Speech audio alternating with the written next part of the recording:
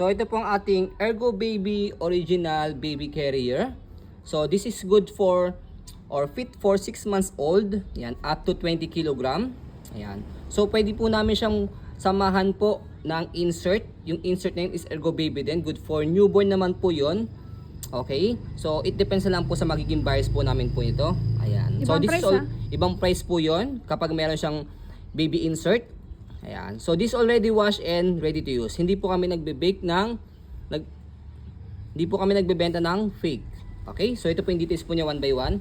So ito yung kanyang hood. Ayan. So detachable po yung hood niya and then adjustable yung hood niya. So ayan. So meron siyang lagayan dito. Meron siyang pocket. And then meron din pocket dito sa side. Ayan. So lagayan ng pwede nyo mailagay dito. Wipes. Siyempre hindi pwedeng cellphone. Ayan, so ito yung kanyang mesh type yung kanyang design dito sa ibabaw, saka dito sa gitna.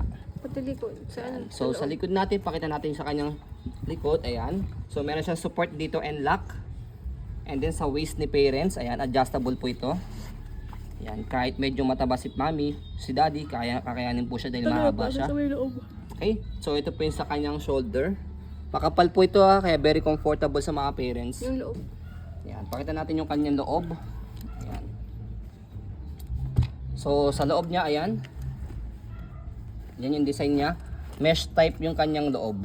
Cotton. Yan, mesh type cotton. Kaya mas comfortable si baby. So, to make it sure na legit po siya, meron siyang tatak ng getong Dadway. So, isa po siyang store sa Japan. Okay?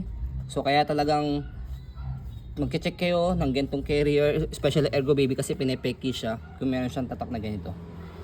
Yan, okay? So, meron siyang maliit, parang nakingin lang namin nakita maliit na chip. Not big deal naman siya. Yun lang naman. Okay? So, ayan po ang ating pong Ergo Baby Original Baby Carrier. As you can see, very details po kami sa aming pong pag-video kasi aming shop policy.